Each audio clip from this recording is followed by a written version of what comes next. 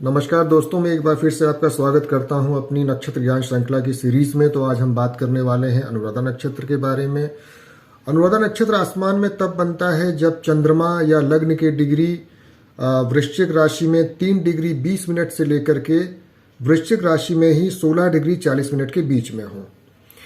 और मैं आपसे फिर से अनुरोध करूंगा कि यदि आपको ये ज्ञान श्रृंखला, नक्षत्र ज्ञान श्रृंखला सीरीज अच्छी लग रही हो, आपका ज्ञान वर्धन हो रहा हो, तो अवश्य इस चैनल को लाइक कीजिए, सब्सक्राइब कीजिए और शेयर कीजिए।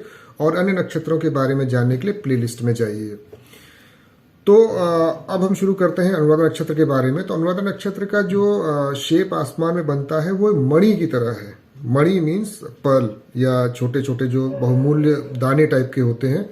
तो एक बिखरे हुए चावल के दानों की तरह या मणि के तरह इसका शेप आसमान में दिखाई देता है, जो थोड़ा सा देखने में खतरनाक भी लगता है।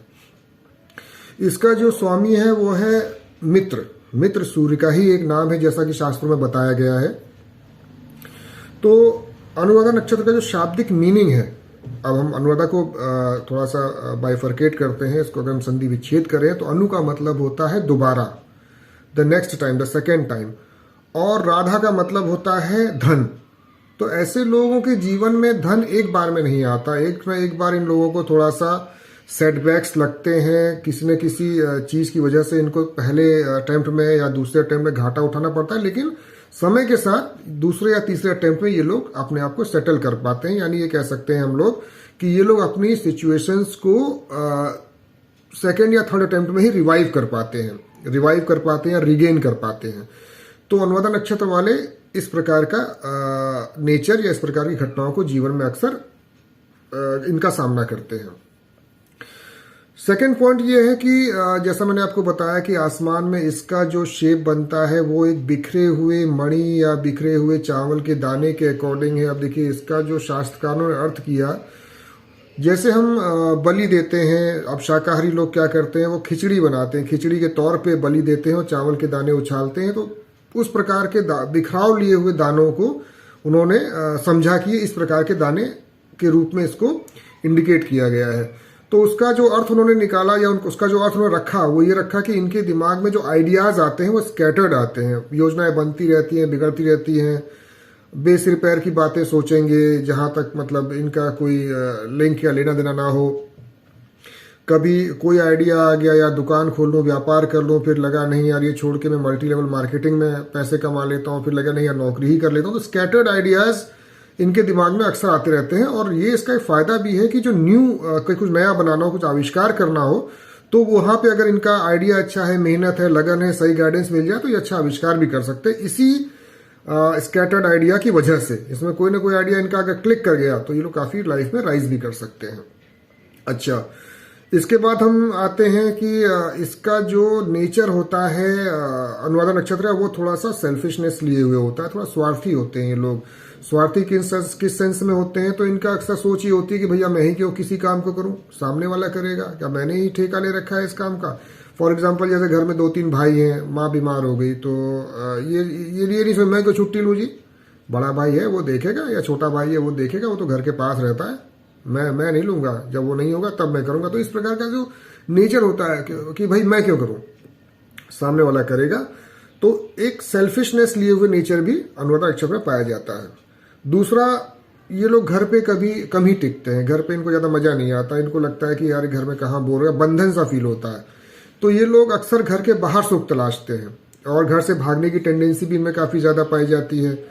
और लेकिन ये भी पाया गया है कि समय के साथ धीमे धीमे ये लोग अपनी स्थिति को समझते हैं और वापस अपने घर पे आकर के अपने परिवार वालों के साथ ही रहते हैं। लेकिन जो युवावस्था होती है, जो इनके बिगिनिंग ईयर्स होते हैं लाइफ के, जब आदमी घर से या बच्चा घर से बाहर पैर रखता है, तो इनके घर से बाहर रहने की ज्यादा प्रवृत्ति पाई जाती है। हॉस्टल में रहना ज्यादा पसंद करते हैं, दोस्तों के बीच में घूमना नहीं ज्यादा पसंद होता है, लेकिन घर में थोड़ा रहना कम पसंद करते हैं। ओके, इसके बाद इनमें एक खास बात होती है कि ये लोगों से दोस्ती बहुत आसानी से गांठ लेते हैं। मतलब ये कहीं भी जाएंगे तो वहां के जो समर्थ लोग हैं, जो वहां के कैपेबल लोग हैं, जिनसे इनको लगता है कि हाँ मेरे काम निकल सकते हैं, उनसे दोस्ती गांठने में ये लोग काफी एग्रेसिव होते हैं। मतलब ये उसमें सफल हो जाते हैं और अपने काम निकलवा करके ये लोग अपने जो आजीविका हो, चाहे किसी भी प्रकार का इनको सेटलमेंट लाइफ में चाहिए हो, ये अक्सर उसको पा ही लेते हैं। तो ये इनमें एक अच्छा गुण पाया जाता है। इसके बाद हम अगर बात करें तो इसे गुप्त पापी नक्षत्र कहा गया है। हमारे शास्त्रों में गुप्त पापी नक्षत्र का मतलब होता है कि ये लोग जो भी कार्य करते हैं उसमें थोड़ा सा सीक्रेटिव होते हैं, मिस्टीरियस होते हैं, मतलब गुप्त रूप से छुप के काम करने वाले होते हैं। भाई जैसे कोई बच्चा है, उसका अनुराधा नक्षत्र है तो घर पे तो बड़ा सीधा दिखाई देगा, या कोई एम्प्लॉय है तो ऑफिस में भी लोग उसकी काफी तारीफ करेंगे, तो बहुत मतलब भोले भाले हैं, सीधे साधे, लेकिन उसकी जो एक्चुअल एक्टिविटीज होती हैं वो अलग ही होंगी। क्या पता घर जाके दारू पी के घर जाके बीवी से मारपीट करता हो, कहीं बाहर उसका चक्कर चल रहा हो। इसी प्रकार से बच्चा घर में तो बड़ा शरीफ है लेकिन बाहर जाते ही गाली गलौज कर रहा हो। घर में तो पापा को पिताजी बोल रहा है लेकिन बाहर जाते ही बोल रहा है मेरा बाप ऐसा है। तो ये एकदम ऑपोजिट नेचर में पाया जाता है। तो थोड़ा सा इनके काम गुप्त तरीके से लोग काम करते हैं, और कब ये इनके माइंड में क्या चल रहा है यू कैन नॉट जज, आप उसको जज नहीं कर सकते। ओके, अब इनका जो व्यवसाय होता है, जो इनकी प्रोफेशन जहां पे ये लोग ज्यादा अच्छा कर सकते हैं, जिन तरह के कामों में इनकी रुचि होती है वो होती है अंदर की बात बाहर निकालना, किसी चीज को इन्वेस्टिगेट करना, कोई रिसर्च ओरिएंटेड काम करना, या किसी के मन की बातों को पढ़ लेना। इस वजह से लोग अच्छे एस्ट्रोलॉजर हो सकते हैं, न्यूमरोलॉजिस्ट हो सकते हैं, और मनोवैज्ञानिक भी हो सकते हैं, जो सामने वाले को इस तरीके से मोल्ड करे कि सामने वाला अपने मन की बात इनको बताए, या ये उसके हाव भाव देख के उसके मन की बातों को जान जाए, या फिर ये किसी भी चीज को पढ़ के उसका सारांश निकालने वाले हो सकते हैं, जैसे कोई बुक की समरी लिखने वाले, या किसी मूवी का रिव्यू देने वाले। और इन सब चीजों में इनको इंटरेस्ट भी आता है।